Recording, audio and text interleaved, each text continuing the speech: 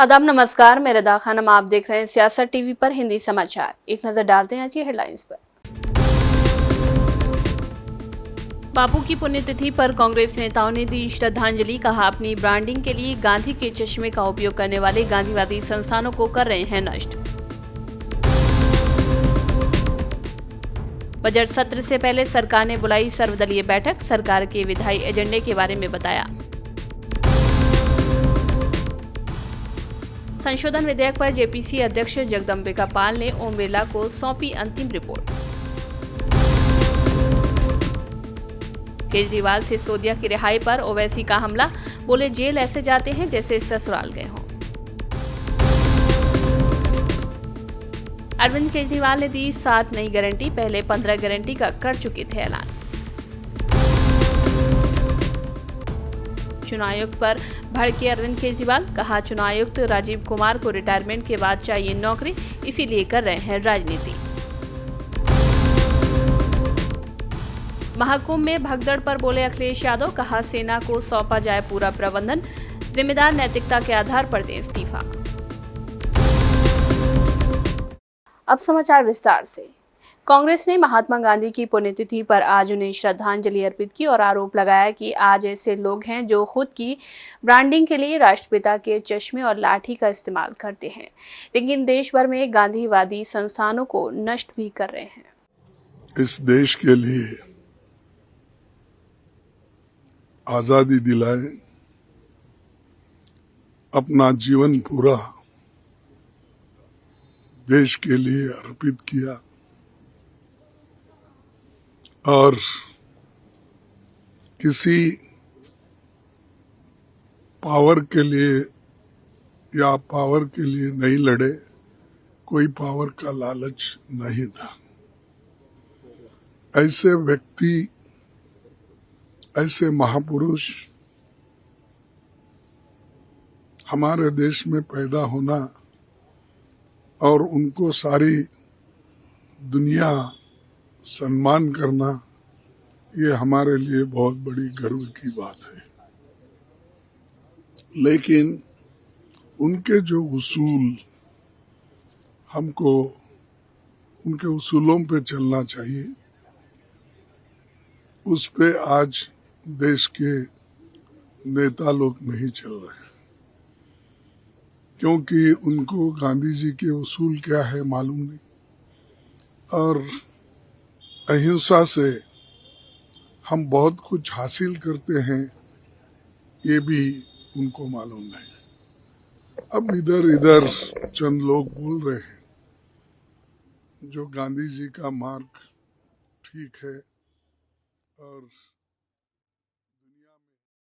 केंद्र सरकार ने संसद के बजट सत्र से पहले आज सभी राजनीतिक दलों के नेताओं की बैठक बुलाई। सत्र की शुरुआत शुक्रवार को दोनों सदनों के संयुक्त बैठक में राष्ट्रपति के अभिभाषण से होगी और बजट 1 फरवरी को पेश किया जाएगा। सत्र का पहला चरण 13 फरवरी को समाप्त होगा और दूसरा चरण 10 मार्च से शुरू होगा। अब इस पर कांग्रेस सांसद प्रमोद तिवारी का बयान सामने आया है। ऑल फ्लोर लीडरशिप सभी दलों के नेताओं की हुई, उसमें कांग्रेस ने एक चिंता व्यक्त की कि सिलसिलेवार भारतीय जनता पार्टी की सरकार संवैधानिक मूल्यों, परंपराओं की हत्या कर रही है। बात अनदेखी तक थी, अब तो इरादतन हत्या कर रही है। हमने चिंता व्यक्त की, जिस तरीके से कुंभ मेले में दुर्घटना हुई, श्रद्धांजलि दी। वहीं हम देख रहे हैं कि अब तो देश की आजादी की तारीख भी सत्तारूढ़ दल से जुड़ा हुआ राष्ट्रीय स्वयंसेवक संघ के मुखिया बदल रहे हैं।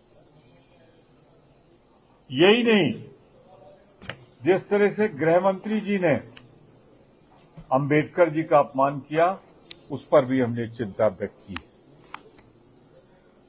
गांधी जी के विचारों की आज ही के दिन उनकी हत्या हुई थी। रोज ये सरकार उनकी हत्या कर रही है और गोडसे के सिद्धांतों को आगे। संशोधन विधेयक पर जेपीसी के अध्यक्ष ने आज लोकसभा अध्यक्ष ओम बिरला को विधेयक पर अपनी समिति की अंतिम रिपोर्ट सौंप दी है।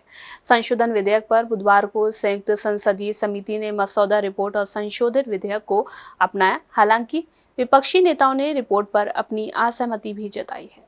वो रिपोर्ट आज हमने हमारे साथ निशिकांत दुबे जी, संजय जायसवाल जी, अरुण जी, गुलाम अली साहब और तेजस्वी सूर्या जी, हम सभी सांसदों ने आज रिपोर्ट सौंपी है। और मुझे उम्मीद है कि जो दायित्व स्पीकर साहब ने हमें दिया था उसको हमने 5 महीने में सभी देश के तमाम हिस्सों में हमने 3 टूर भी किए, जिसमें महाराष्ट्र, गुजरात, तमिलनाडु, कर्नाटका, तेलंगाना, नॉर्थ में असम, उड़ीसा, वेस्ट बंगाल, बिहार, यूपी, इन राज्यों का भी दौरा किया गया। ये जो सरकार की मंशा थी कि साहब हम वक्फ का जो कानून लाना चाहते हैं इसको जेपीसी को सौंपने का आग्रह ओम बिरला जी को किया था, इसलिए तो उस पर डिटेल और डिस्कशंस हो सके सभी हितधारकों के साथ, वो एक अच्छे ढंग से हुआ है। और जिस तरह से रिपोर्ट्स में हमारे सभी सांसदों ने, जेपीसी के सभी सांसदों ने जिस तरह से अपनी हिस्सेदारी की है, एक योगदान किया है। चंडीगढ़ नगर निगम मेयर चुनाव में आम आदमी पार्टी और कांग्रेस को बड़ा झटका लगा है। मेयर चुनाव में भाजपा की हरप्रीत कौर बबला को जीत मिली है। चुनाव में आम आदमी पार्टी और कांग्रेस के पार्षदों ने क्रॉस वोटिंग की है। भाजपा प्रत्याशी को 19 वोट मिले हैं, जो बहुमत का आंकड़ा है। कुल 36 वोट पड़े थे। भाजपा के 16 पार्षद, ऐसे में आप कांग्रेस के 3 पार्षदों ने क्रॉस वोटिंग की है। चंडीगढ़ नगर निगम में आम आदमी पार्टी के 13 और कांग्रेस के 6 पार्षद हैं। सदन में कुल 35 पार्षद थे, जबकि चंडीगढ़ के सांसद मनीष तिवारी का भी 1 वोट था। आप कांग्रेस गठबंधन के पास बहुमत होने के बावजूद भाजपा ने मेयर का चुनाव जीता है। चंडीगढ़ मेयर चुनाव में आम आदमी पार्टी ने प्रेमलता को उम्मीदवार बनाया था। उनका मुकाबला हरप्रीत कौर बबला से था। प्रेमलता को 17 वोट मिले। परिणाम की घोषणा पीठासीन अधिकारी रमनीक सिंह बेदी ने की। चंडीगढ़ नगर निगम के असेंबली हॉल में आज सुबह 11:30 बजे से मतदान शुरू हुआ और दोपहर 12:19 पर मतदान समाप्त हुआ था। एमआईएम प्रमुख असदुद्दीन ओवैसी ने आम आदमी पार्टी के राष्ट्रीय संयोजक अरविंद केजरीवाल और मनीष सिसोदिया पर हमला बोला। दिल्ली के ओखला में एक चुनावी कार्यक्रम को संबोधित करते हुए उन्होंने कहा कि मैं ये नहीं समझ पा रहा हूं कि शराब घोटाले में दिल्ली का मुख्यमंत्री जेल जाता है, उस पर आईपीसी के गंभीर चार्ज लगे हुए हैं। पीएमएलए भी लगा हुआ है। मनीष सिसोदिया पर भी शराब का इल्जाम है। सत्येंद्र कुमार जैन पर भी आरोप है। ओखला से आम आदमी पार्टी के मौजूदा विधायक भी हैं, उन्हें भी जेल में डाल दिया गया है। बार ओखला से झूठों को कामयाब होने नहीं देंगे, सच्चाई को कामयाब करेंगे। मेरे अजीज दोस्तों और बुजुर्गों, मैंने पहले भी कहा था और आज भी कह रहा हूं, मैं ये बात समझने से कासिर हूं कि दिल्ली प्रदेश का मुख्यमंत्री जेल को जाता है, उस पर भी तकरीबन उतने ही सीरियस आईपीसी के चार्जेस लगते हैं, पीएमएलए भी लगता है। मगर आखिर क्या वजह है कि सिसोदिया पर भी शराब का इल्जाम, केजरीवाल पर भी शराब का इल्जाम, जैन पर इल्जाम, खुद ओखला के आम आदमी पार्टी के मौजूदा एमएलए जो अनकरीब रिटायर होने जा रहे हैं इंशाअल्लाह, उनको भी जेल में डाला गया। ये 4 जेल को जाते हैं और ऐसा जाकर निकलते हैं कि जैसा कोई अपने ससुराल में जाकर मुंह दिखाई करके आ गया। 6 महीने मुख्यमंत्री। दिल्ली में विधानसभा चुनाव होने वाले हैं, ऐसे में आम आदमी पार्टी के मुखिया अरविंद केजरीवाल ने प्रेस को संबोधित किया। इस दौरान उन्होंने कहा कि कई सरकारी आवासों में, चाहे वो अधिकारियों, सांसदों या मंत्रियों के हैं, उनके घर में काम करने वाले सर्वेंट स्टाफ की ढेर सारी समस्याएं हैं। इस दौरान आम आदमी पार्टी के मुखिया अरविंद केजरीवाल ने ऐसे सर्वेंट के लिए 7 गारंटी दी है। आज मैं आम आदमी पार्टी के साथ तरफ से 7 गारंटी अनाउंस कर रहा हूं इन लोगों के लिए। पहला, सर्वेंट रजिस्ट्रेशन पोर्टल। तो जब कोई व्यक्ति को, स्टाफ को निकाल दिया जाता है, कोई नया आता है, नए वाला कोई और रखना चाहता है, उसे ये नहीं पता मैं किसे रखूं, तो एक पोर्टल होगा जिसमें जो लोग अपनी सर्विसेज अवेलेबल कराना चाहते हैं, मान लीजिए कोई खाली है, वो अपने आप को रजिस्टर कर लेंगे, और जो नए आए हैं और वो सर्वेंट या स्टाफ ढूंढ रहे हैं, वो अपने आप को रजिस्टर करके एक दूसरे से मैचिंग हो जाएगी कि जो खाली बंदा है वो उनकी लिस्ट हो जाएगी, जो काम देने के लिए स्टाफ को ढूंढ रहे हैं उनकी लिस्ट, और ये एक दूसरे से इनकी मैचिंग हो सकती है। ये सर्वेंट रजिस्ट्रेशन पोर्टल बनाया जाएगा। इससे बहुत सारे लोगों की समस्याएं दूर हो सकती है। जैसे एक श्रमिक कार्ड हमने बनाया है, लेबर कार्ड, वैसा ही एक सरकारी सर्वेंट कार्ड या सरकारी स्टाफ, पर्सनल स्टाफ कार्ड बनाया जाएगा। और जैसे श्रमिक कार्ड के ऊपर सारी सुविधाएं मिलती हैं कई योजनाओं की, वैसे ही इन्हें भी वो सारी योजनाओं की सुविधाएं दी जाएंगी। एक सर्वेंट हॉस्टल या स्टाफ हॉस्टल बनाया जाएगा। किसी व्यक्ति को अगर निकाल दिया जाता है, उनके एमपीएस ऑफिसर ट्रांसफर हो गए, वो सड़क पे आ जाता है, तो टेम्परेरी कुछ महीने, कुछ साल के लिए वो उस हॉस्टल में रह सकता है जब तक उसको फ्रेश नौकरी नहीं मिल जाती। दिल्ली में विधानसभा चुनाव केवल कुछ ही दिन दूर है और इस चुनावी माहौल में आरोप और प्रत्यारोप का दौर जारी है। दिल्ली के चुनाव में मुख्य रूप से आम आदमी पार्टी और भाजपा के बीच ही मुकाबला दिख रहा है और ऐसे में दोनों ही पार्टियां एक दूसरे पर आरोप और प्रत्यारोप लगा रही हैं। इस बीच स्वाति मालीवाल विकासपुरी से कूड़ा उठाने के बाद और स्वच्छता अभियान चलाने के बाद एक ट्रक में कूड़ा भरकर केजरीवाल के घर फेंकने के लिए निकल गई। किसी पार्टी के खिलाफ विरोध प्रदर्शन नहीं है। आज दिल्ली के इतने बुरे हाल हैं जो पहले कभी नहीं थे। आप किसी भी गली में निकल जाइए, वहाँ पे गली गली में ढेरों कूड़ा पड़ा है, सड़कें टूटी पड़ी है, नालियां ओवरफ्लो कर रही है।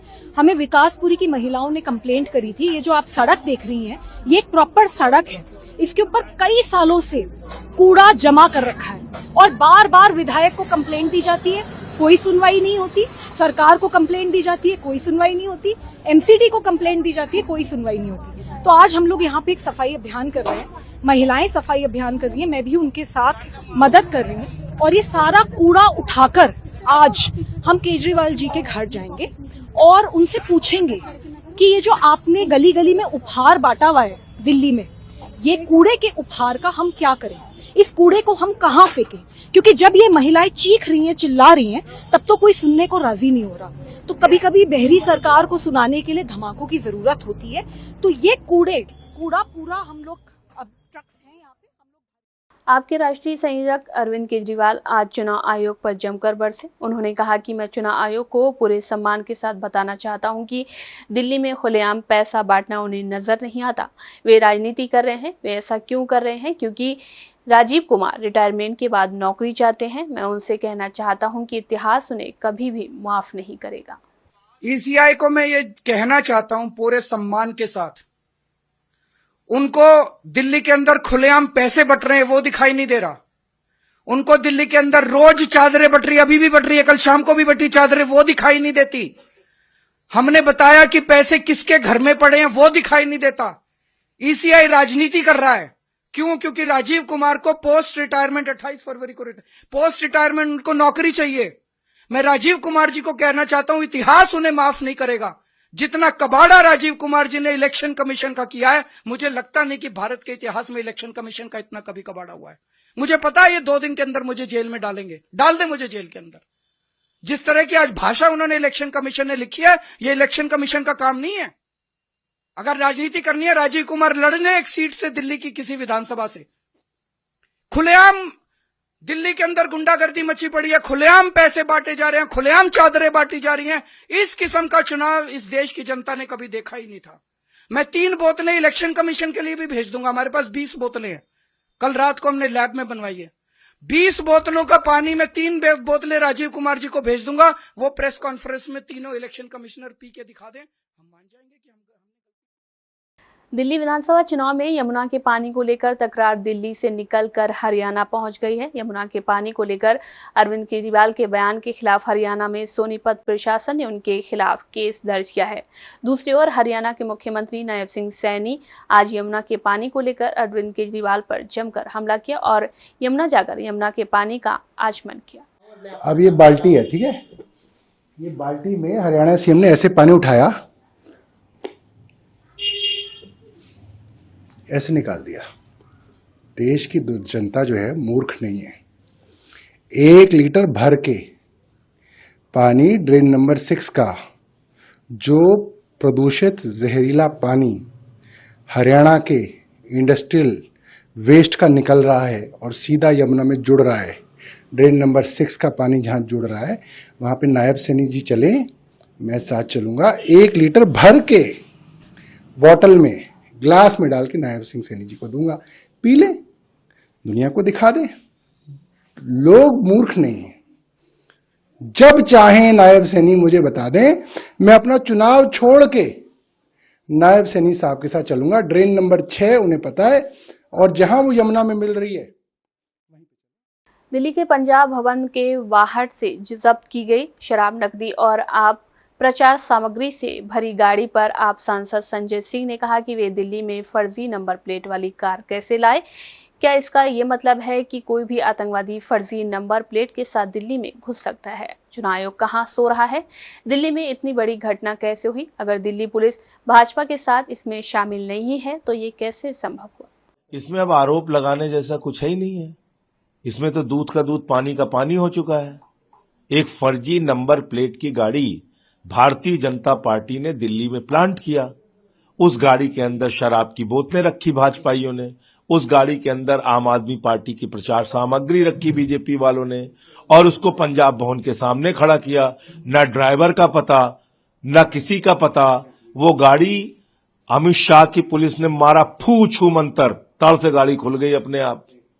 पता किया गाड़ी कहां की है आपने? मैंने डिटेल पता कर लिया, पंजाब सरकार ने उसका स्पष्टीकरण दे दिया। ये PB 35 AE 1342 ये इको स्पोर्ट गाड़ी है। जो दिल्ली पुलिस ने गाड़ी पकड़ी है वो हुंडई क्रेटा गाड़ी है। पंजाब सरकार ने कहा हमारे किसी भी काम के लिए हुंडई क्रेटा गाड़ी हायर नहीं की जाती है। अब ये गाड़ी किसके नाम पे है? EcoSport. ये एक मेजर जो कि पोस्टेड थे पठानकोट में। नई दिल्ली विधानसभा क्षेत्र से भारतीय जनता पार्टी के उम्मीदवार प्रवेश वर्मा ने आज आम आदमी पार्टी पर कटाक्ष करते हुए आरोप लगाया कि वो 5 फरवरी को होने वाले विधानसभा चुनाव से पहले वोट के लिए लोगों को धमकाने का काम कर रहे हैं। वर्मा ने दिल्ली के पंजाब भवन के बाहर से जब्त किए गए एक वाहन को लेकर भी आप पर निशाना साधा, जिसमें कथित तौर पर शराब, नकदी और आपके प्रचार सामग्री थी। हमने पहली बार देखा चुनाव में कि लोगों को डराया जा रहा है, लोगों को धमकाया जा रहा है, लोगों को आम आदमी पार्टी के कार्यकर्ता कैलेंडर में 500-500 रुपए डालकर दिए जा रहे हैं। वो भी वीडियो देखें। ये सबसे एक बात तो स्पष्ट होती है कि अरविंद केजरीवाल को ये तो समझ आ गया है कि वो चुनाव हार रहे हैं, उनकी सरकार जा रही है और वो जो शराब के घोटाले में 25 करोड़ रुपया वकील को फीस देते थे, वो भी दिल्ली सरकार के पैसे से, दिल्ली की जनता के टैक्स के पैसे से। अगर ये हार गए तो वो 25 करोड़ रुपए की फीस ये कैसे दे पाएंगे? और अगर बड़े बड़े वकीलों को नहीं रखेंगे तो फिर इनको सजा होना तो तय है। तो ये सारी बातों से अरविंद केजरीवाल इतना डर गए हैं और वो अपनी सरकार बचाने के लिए दिल्ली की जनता को झूठ बोल रहे हैं, जैसे कि हॉक्स कॉल हर वोटर को कर रहे हैं कि तुम्हारा वोट कट गया है, तुम्हारा वोट को जुड़वा रहे हैं। उनको डरा रहे हैं कि तुम्हारी सारी स्कीम बंद हो जाएगी अगर बीजेपी आ जाएगी। उनको डरा रहे हैं कि तुम्हारी झुग्गी तोड़ देंगे अगर बीजेपी आ जाएगी। उनको डरा रहे हैं कि स्कूल बंद हो जाएंगे, कॉलेज बंद हो जाएंगे, पानी बंद हो जाएगा, बिजली बंद हो जाएगी अगर बीजेपी आ जाएगी। नई दिल्ली विधानसभा क्षेत्र से कांग्रेस उम्मीदवार संदीप दीक्षित ने कहा कि उस समय अरविंद केजरीवाल कहते थे कि उनके पास सच्चाई है, लेकिन सब कुछ सामने आ गया है। पिछले 11 सालों में वे कौन सी सच्चाई साबित कर पाए हैं, इसलिए मैं उनसे कह रहा हूं कि जंतर मंतर पर आए, बैठें और मुझे 20 मिनट दें। देखिए, ये कोई उनका तरीका नहीं है, ये सत्य का तरीका है। उस समय वो कहते थे कि उनके पास सच है, वो तो पता चल गया। सच का स भी नहीं जानते, च भी नहीं जानते। पिछले 11 साल में कौन सी सच की चीज है जिसको वो साबित कर पाए? इसलिए मैं उनसे कह रहा हूं, आइए जंतर मंतर, आइए, आप बैठिए, 20 मिनट दे दीजिए। तब मैंने 2 से 3 का उनको टाइम दिया है। चलो, उनको लगता है वो जंतर मंतर नहीं आ सकते, बहुत उनको मेहनत पड़ेगी आने में, कोई और जगह बता दीजिए। उनका घर पे कहिए, घर के बाहर मंच लगा देते हैं। आम आदमी पार्टी का ऑफिस है, वहां तो जाते होंगे दिन में 1 आध बार, वहीं आ जाते हैं, वहीं बाहर मंच लगा देते हैं। आप तो चाह रहे हो ना कि वहां आपका भी आलीशान कोई आम आदमी पार्टी की बिल्डिंग बन जाए, चलो वहां मंच लगा देते हैं। आप कोई और जगह बता दो। सपा अध्यक्ष और पूर्व मुख्यमंत्री अखिलेश यादव ने प्रयागराज महाकुंभ में भगदड़ से हुई मौतों पर गहरा दुख व्यक्त करते हुए मृतकों को श्रद्धांजलि अर्पित की। जारी बयान में अखिलेश यादव ने कहा कि महाकुंभ में आए संत समाज और श्रद्धालुओं में व्यवस्था के प्रति भरोसा जगाने के लिए महाकुंभ का प्रशासन और प्रबंधन उत्तर प्रदेश शासन के बजाय तत्काल सेना को सौंप देना चाहिए। विश्व स्तरीय व्यवस्था का दावा करने वालों को इस हादसे में मारे गए लोगों की नैतिक जिम्मेदारी लेते हुए अपना पद त्याग देना चाहिए। जो लोग वहाँ पर जानकारी रखते हैं, जिनको जानकारी मिली है, ये घटना रात की है और अब तो वो बातें साफ हो गई हैं। समय बताने की, कोई 1 बजे की बता रहा है, कोई 1 बजे से पहले की बात बता रहा है। जो मुझे जानकारी मिली थी, वो जानकारी मिली थी रात के 2:48 पर। अगर मुझे सूचना मिल सकती है 2:48 पर, तो सरकार को तो सूचना रही होगी। दुर्भाग्य इस बात का है कि सुबह सुबह सरकार का जो ट्वीट आया, वो ट्वीट कोई कल्पना नहीं कर सकता कि ऐसा भी सरकार ट्वीट कर सकती है। तो जहां मीडिया का रोल अलग होना चाहिए, जिस तरह का व्यवहार मीडिया का था, मुझे वो कोई संकोच नहीं है कि मीडिया के सवाल ना उठाया जाए। जब मीडिया इतना प्रचार कर रही थी, तो सरकार को समय समय पे मीडिया को भी जगाना चाहिए था कि कहाँ पर व्यवस्था ठीक नहीं है। केवल ये बात कह देना कि वीआईपी की वजह से इतनी बड़ी घटना हुई है, ये दुर्भाग्यपूर्ण है। इसलिए दुर्भाग्यपूर्ण है क्योंकि सरकार खुद न्योता दे रही थी। मध्य प्रदेश के पन्ना में बड़ा हादसा हो गया है। यहाँ के पवई में सिमरिया जेके सीमेंट फैक्ट्री में निर्माणाधीन छत का स्लैब गिर गया, जिसमें कई मजदूर दब गए। घटना में 2 मजदूरों की मौत हो गई और कई के घायल होने की खबर सामने आ रही है। हालांकि प्रशासन ने अभी कोई पुष्टि नहीं की है। घटनास्थल पर पुलिस फोर्स मौजूद है, बचाव कार्य चल रहा है। मलबे में अभी भी कई लोग दबे हुए बताए जा रहे हैं। हादसा स्कैफोल्डिंग गिरने से बताया जा रहा है। सुरक्षा को देखते हुए सीमेंट फैक्ट्री के अंदर एंट्री पर रोक लगा दी गई है। घटना इस सुबह की है। सीमेंट फैक्ट्री के निर्माणाधीन वाले हिस्से में छत की स्लैब डाली जा रही थी। इसके लिए वहां बड़ी संख्या में मजदूर इकट्ठा हुए थे। अचानक भरभरा कर छत की स्लैब गिर गई। मलबे में कई मजदूर दब गए। घटना के बाद चीख पुकार मच गई। अनन फनन में मलबे में दबे मजदूरों को बाहर निकालने की कोशिश की जाने लगी। घटना की जानकारी मिलते ही पुलिस घटनास्थल पर पहुंच गई। सूचना देकर एम्बुलेंस भी मौके पर बुला ली गई। जो मजदूर मलबे से निकाले गए हैं, वो गंभीर रूप से घायल हैं। उन्हें अस्पताल भेजा गया है। घटनास्थल पर पुलिस और प्रशासनिक अधिकारी पहुंच गए। सूत्रों से मिली जानकारी के मुताबिक हादसे में 2 मजदूरों की मौत हुई है और 50 से ज्यादा मजदूर घायल हुए हैं। प्रशासनिक तौर पर अभी किसी के हताहत और घायलों की पुष्टि नहीं की गई है। हादसे की जांच की जा रही है। अमेरिका में व्हाइट हाउस के पास बड़ा विमान हादसा हो गया। हादसे के बाद विमान पोटोमैक नदी में गिर गया। नदी से 18 शव बाहर निकाले गए हैं। जानकारी के मुताबिक विमान में 60 लोग सवार थे। हादसा एक हेलीकॉप्टर से प्लेन की टकराने की वजह से हुआ। विमान को वॉशिंगटन के रोनाल्ड रिंगन इंटरनेशनल एयरपोर्ट पर लैंडिंग करनी थी। अमेरिकी शहर कसान सिटी से ये विमान वॉशिंगटन जा रहा था। कनाडा एयर का विमान था। फिलहाल एयरपोर्ट पर सभी उड़ानें और लैंडिंग रोक दी गई है। दोनों विमानों का मलबा फिलहाल पोटोमैक नदी में है। रेस्क्यू ऑपरेशन जारी है। जिस हेलीकॉप्टर से विमान टकराया वो अमेरिकी सेना का हेलीकॉप्टर बताया जा रहा है। हादसे के बाद रीगन नेशनल एयरपोर्ट पर इमरजेंसी लागू करते हुए बंद कर दिया गया है। व्हाइट हाउस से एयरपोर्ट के बीच एयर डिस्टेंस 3 किलोमीटर से भी कम है। जिस समय यह हादसा हुआ, ट्रंप उस समय व्हाइट हाउस में मौजूद थे। यह हादसा है या साजिश, फिलहाल इसका पता नहीं चल सका है। मिलिट्री हेलीकॉप्टर के अचानक आने से कई सवाल उठ रहे हैं। पोटोमैक नदी बर्फ की तरह अभी भी जमी हुई है, इसीलिए लोगों के बचने की उम्मीद ना के बराबर है।